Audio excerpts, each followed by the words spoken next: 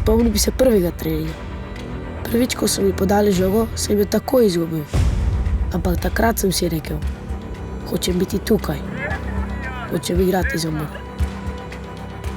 Moj ati in dedi sta bila Muraša, zdaj sem še jaz.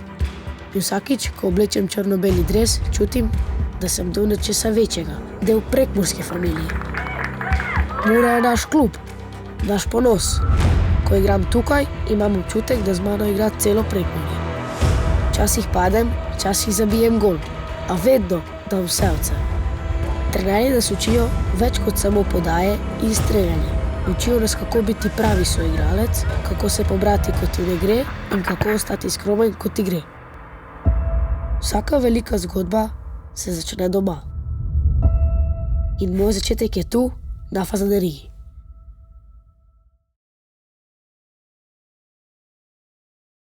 Mm-hmm.